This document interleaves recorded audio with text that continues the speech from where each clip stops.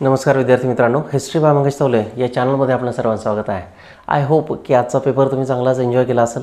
आपले इतिहासाचे प्रश्न आहे की पहिल्या दिवशी जी प्रॉमिस केलं होतं की लेक्चर आणि नोटच्या बाहेर काही जाणार नाही, तर याही वेळेस तो तुम्हाला बऱ्यापैकी सगळ्यांना अनुभव आलेला असेल. पुन्हा रिपीट करतो, इतिहासासाठी कोणते पुस्तक वापरू नका. आपले लेक्चर आणि नोट्स हे दोनच सफिशियंट असेल, एवढं पुन्हा तुम्हाला मी रिपीट करू इच्छितो तसं. ओके, सो आता शॉर्टमध्ये क्वेश्चन पेपरमध्ये काय काय विचारून झालं आहे आणि त्याची उत्तरं काय आहेत याचा एक आपण आढावा घेतो आहे. त्यासोबतच अजून एक सांगू इच्छितो, आता MPSC आयोगाकडून आपल्याला याची फायनल उत्तरं येणार आहेत तसे. मात्र ही मॅक्स टू मॅक्स आपली मॅच होतील, त्यात कोणत्या पद्धतीची शंका नाही.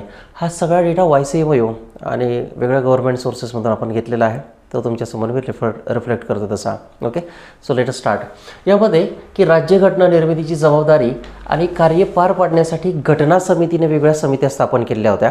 त्यामध्ये की त्या कार्यपद्धतीविषयक नियम समितीचे अध्यक्ष म्हणून खालीलपैकी कोणी काम केलं आहे, ज्याला आपण इंग्लिशमध्ये रूल्स अँड प्रोसिजर कमिटी असं म्हटलेलं आहे. आता ही अर्थातच कोणाकडे असणार, जे घटना समितीचे अध्यक्ष आहेत त्यांच्याकडेच असणार. आणि म्हणून लॉजिकली याचा आन्सर आपण क्वेश्चन्स पॅटर्न जर कधी चेक केलं तर लॉजिकली याचा आन्सर खूप सोपं होतं, ते म्हणजे कोणतं, डॉक्टर बाबू राजेंद्र प्रसाद. मग यांच्यावरती मागच्या प्रिलिममध्ये क्वेश्चन विचारला आहे, राज्यसभेने आणि कंबाईनने देखील विचारला आहे. सो राजेंद्र प्रसाद हे करेक्ट आन्सर आहे असं आपण पुढे म्हणू शकतो तसं. ओके, डॉक्टर आंबेडकर काय होते तर मसुदा समितीचे अध्यक्ष होते. पुढे साधारणतः योग्य जोड्या जुळवा. आपण हे लेक्चरमध्ये वारंवार चर्चा केलीच होती. बाळशास्त्री जांभेकर, त्यानंतर गोपाळ हरी देशमुख, महात्मा ज्योतिबा फुले आणि महर्षी धोंडो केशव कर्वे यांच्याबद्दल आपण आढावा घेतलेला आहे तसा. ओके, मग त्यामध्ये साधारणतः बाळशास्त्री जांभेकर यांना आपण स्त्री शिक्षणाचे पहिले पुरस्कर्ते असं म्हणतो आहे. ओके, महर्षी धोंडो केशव कर्वे अनाथ बालिकाश्रम की जे वेगवेगळ्या ठिकाणी फिरत असताना की विधवा पुनर्विवाह उत्तेजक मंडळ यानंतर प्रतिबंध निवारण मंडळ त्यांनी स्थापन केली. तर सर्वसामान्य लोक त्यांना म्हणायचे की फक्त भाषणं करू नका, तर महर्षी तुम्ही या बालविधवांसाठी देखील काहीतरी करा. आणि मग लॉजिकली गेलं तर पहिलं आणि शेवटचं. ओके, तर या मार्गाने आपण तिथे जाऊ शकत होतो. सो याच्यामध्ये की बाळशास्त्री जांभेकर स्त्री शिक्षणाचे पहिले पुरस्कर्ते, त्यानंतर गोपाळ हरी देशमुख की पुनर्विवाह उत्तेजक, आणि त्यानंतर मग पुढे महात्मा ज्योतिबा फुले विधवांसाठीचं गृह, आणि शेवटी की महर्षी धोंडो केशव कर्वे अनाथ बालिकाश्रम नावाची संस्था आहे. सो पहिल्याचं 55चं उत्तर आहे. ह्या C सेटचं आपण पुनरावलोकन करत आहोत तसं. C सेट जो आहे आपला ABCD पैकी, आणि हा सेकंड आला आहे तसा. ओके, सो आता पुढे येऊयात नेक्स्ट फेज. 55-56 नंतर 57पर्यंत आपण आलो आहे. 1933 साली भारतीय उद्योजकांनी पहिली विमान कंपनी चालू केली होती. त्यापूर्वी त्या होत्या मात्र फॉरेनर्सच्या इंटरेस्ट असल्या होत्या. मग त्यामध्ये कोणतं तर इंडियन नॅशनल एअरवेज म्हणून जे आहे, त्यानंतर पुढं टाटा एअरवेज म्हणून आहे. ओके, त्यानंतर इम्पेरियल एअरवेज आणि ट्रान्सकॉन्टिनेंटल एअरवेज. ट्रान्सकॉन्टिनेंटल म्हणजे दोन खंडांच्या मधली, त्यामध्ये भारत एवढ्यात ताबडतोब इंटरेस्ट घेऊ शकत नव्हता तसा. आणि म्हणून इंडियन नॅशनल एअरवेज ही खूप की साधारणतः. नंतर मग टाटा एअरवेज आहे की ऑब्व्हियसली की JRD. ओके, टाटांचा जो प्रोजेक्ट होता, समजा की स्वातंत्र्यानंतर आपण त्याचं नॅशनलायझेशन केलं आहे. सो 1932ला ती स्थापन झालेली आहे तशी. आणि मग साधारणतः नॅशनल एअरवेज. आता ह्या इथं सीन काय झाला की टाटांचे एक जवळचे मित्र होते आणि त्यांच्या मित्रांच्या वडिलांची एक कंपनी होती. आणि मग JRD टाटा हे आपण भारतातील पहिले पायलट मानतो. मग त्यांनी मित्रांच्या वडिलांकडून प्रेरणा घेतली आणि भारतात ही कंपनी चालू केली. मग हा मॉडर्न इंडिया किंवा आज अलीकडे ज्या वेगळ्या घडामोडी घडत आहेत एव्हिएशन सेक्टरमध्ये, त्या संबंधित हा क्वेश्चन विचारून झाला आहे. ओके, पुढील साधारणतः देशाची खरी उन्नती व्हावायची असेल तर प्रथम उन्नत धर्माचा प्रसार झाला पाहिजे. जोपर्यंत धर्मजागृती होत नाही तोपर्यंत खरं यश मिळणार नाही, असं सुरुवातीला भांडारकरांचं मत होतं. ओके, आता हे तिथं गोग असं म्हटलं आहे, मात्र हे कोणतं तर मग साधारणतः रामकृष्ण भांडारकर किंवा RG भांडारकर जे आपण म्हणतो आहे, तर इथं जरासं थोडीशी काही चूक झाल्याची शक्यता असावी असा एक अंदाज आहे. रानडे, न्यायमूर्ती तेलंगण, डॉक्टर आत्माराम पांडुरंग. तर याचं उत्तर फक्त अ असायला हवं. मात्र पुन्हा MPSC की त्याचं एक फायनल कीचा आपण एक वेट पाहूयात. मात्र याचं करेक्ट आन्सर ओनली A हे म्हणजे 4th नंबरचा असायला हवं आहे तसं. ओके, सो तरखडकर हे सगळे सुधारणावादी प्रवृत्तीचे होते. पुढे नारायण मेघाजी लोखंडे, आपण लेक्चरमध्ये वारंवार चर्चा केली होती की यांनी कोणत्या वृत्तपत्रांतून कामगारांच्या प्रश्नांना वाचा फोडलेली आहे तसे. Okay, NM Lokhande. तर त्यांच्यामध्ये कोणतं तर मग समाचार चंद्रिका नाही, प्रभाकर नाही आहे, दीनबंधू. हे सुरुवातीला कृष्णराव वालेकर चालवत असत ना, आणि मग साधारणतः काही कारणास्तव तिथं अपयश आलं आहे. मग कृष्णरावांनंतर हे कार्य मुंबई परिसरातून कोणी हाताळलं तर मग साधारणतः दीनबंधूचं कार्य नारायण मेघाजी लोखंडे. पुढे की या सगळ्या तुम्हाला नोट्स दिलेल्या आहेत. पुन्हा की हिस्ट्री बाय मंगेश तवले या टेलिग्राम चॅनलवरती तुम्हाला ते मिळून जातील सगळ्या.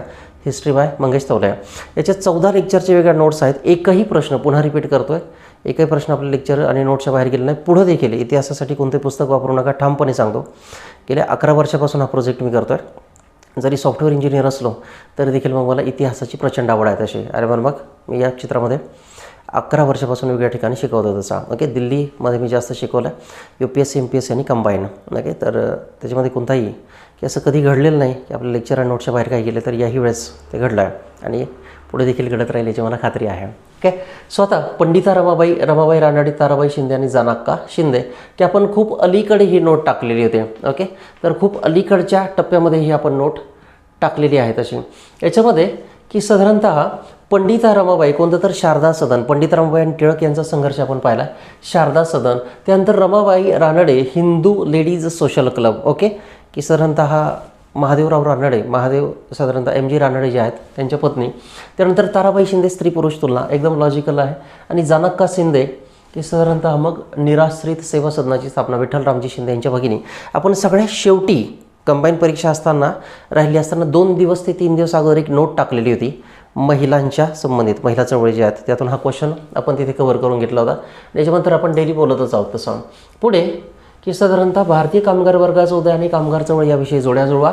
नारायण मेघाजी लोखंडे कोणतं तर दीनबंधू वृत्तपत्र, की साधारणतः 3 प्रश्न NM लोखंडे आणि फुले ज्योतिरावांच्या चळवळीच्या संबंधितच विचारून झालेत. ओके, मग आता दीनबंधू वृत्तपत्रातून कामगारांचे प्रश्न मांडले. पुढे महात्मा गांधी अहमदाबाद टेक्स्टाईल लेबर असोसिएशनची स्थापना केली. हे गांधीवादी चळवळीमध्ये आणि आपल्या नोट्समध्ये वारंवार रिफ्लेक्ट झालं आहे. जुनी नोट आहे, नव्या नोट आहेत त्यामध्ये. ओके, पुढं BP वाडिया म्हणून आहेत, साधारणतः मद्रास लेबर युनियन या कामगार संघटनेची स्थापना केली आणि लाला Lajpat Rai all India trade union काँग्रेसचे अध्यक्ष असं आपण त्यांना म्हणतो आहे. ओके, मग सामान्यतः NM लोखंडे 4th वन. त्यानंतर पुढे कोणतं, महात्मा गांधी अहमदाबाद टेक्स्टाईल लेबर असोसिएशनची स्थापना, BP वाडिया. ओके, मग साधारणतः काय घडतं आहे की BP Wadia Madras labour union आहे समजा, क2 आणि त्यानंतर मग ड. ओके, सो ही थीम आपण ऑब्झर्व करू शकतो तशी.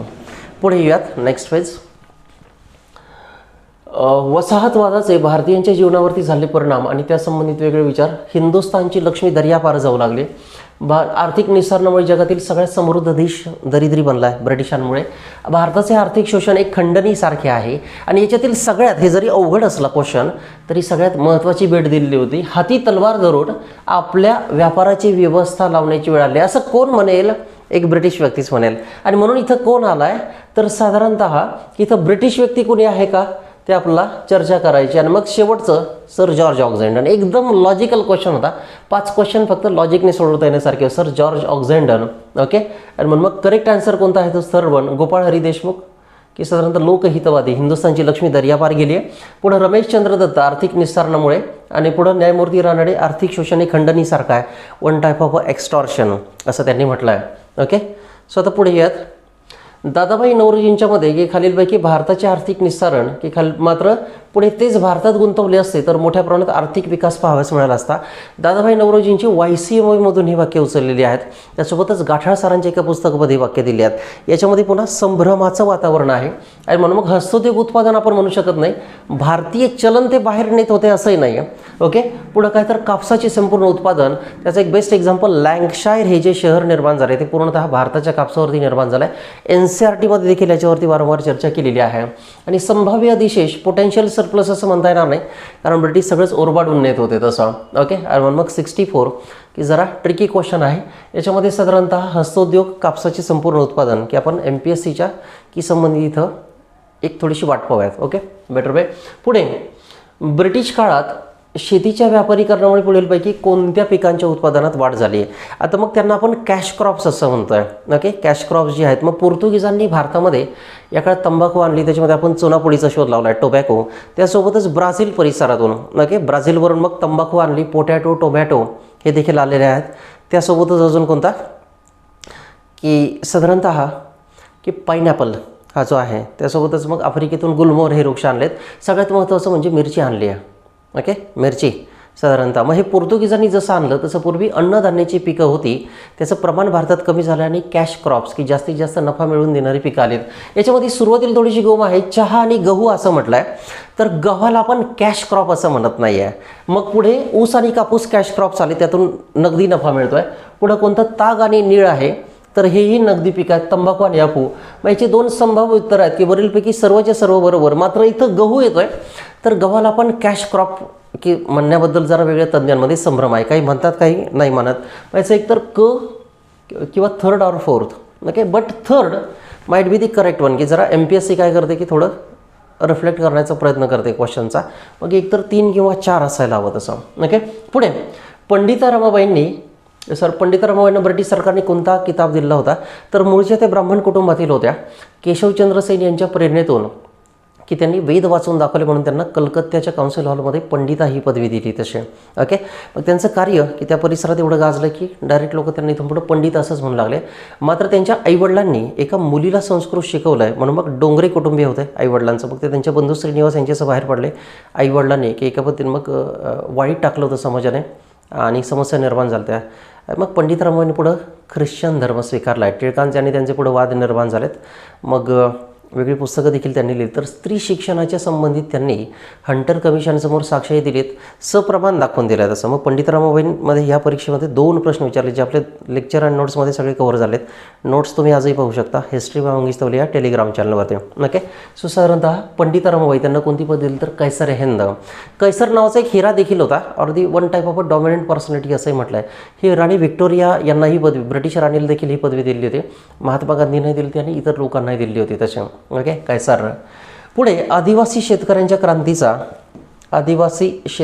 क्रांतीचा पहिला नायक कोण, मग बाबा भांड, बिजनिया, कजार सिंग आणि तंट्या भिल. आता कदाचित तंट्या भिल असावं. पुन्हा याच्यामध्ये नवीन काय रिसर्च, तर तंट्या भिल ज्यावेळेस पेपर तयार होत होता आपला, त्यावेळेस तंट्या भिल यांच्यावरती लोकसत्तेमध्ये मोठं आर्टिकल आलं होतं. नर्मदा किनारी परिसर, नर्मदा ते खास करून मग आपण ज्यावेळेस महाराष्ट्रामध्ये प्रवेश करतो मध्य प्रदेशातून, तर त्या परिसरात त्यांचा मोठा वावर होता. त्यांना आजही तंट्या मामा असं म्हटलं जातं. आणि कित्येक रेल्वे या आजही त्यांना आदर देण्यासाठी म्हणून थांबवले जाते की 2 मिनिट रेल्वे कंपल्सरी थांबते अशी कथा आहे समजा, आणि थांबतातही. मग इथं की तंट्या भिल ज्या आहेत की that might be the correct one, only D. मात्र मी इथं कजार सिंग देखील म्हणून मग पुन्हा इथं थोडं संभ्रमाचं वातावरण आहे. यांनी केलं आहे काय, तर त्या परिसरातील शेतकऱ्यांना एकत्र करण्याचं कार्य केलं आणि ब्रिटिश सत्तेच्या विरोधात उठाव केला एका वेगळ्या मार्गाने. ओके, म्हणून मग आदिवासी. पुढे सगळ्यात सिंपल क्वेश्चन, लॉजिक. नागरी उठावांची सुरुवात खालीलपैकी कोणत्या प्रदेशातून झालेली आहे? नागरी उठाव जे आहेत त्याच्यामध्ये कोणते, तर पंजाब आणि सिंध, महाराष्ट्र आणि कर्नाटक, आंध्र आणि ओडिसा आणि बेंगॉल आणि बिहार. लॉजिकली जर कधी जायचं म्हटलं तर नागरी उठाव म्हणजे नगरांमधील उठाव असं आपण म्हणतोय. शेतकऱ्यांचे आणि इतर होतेच.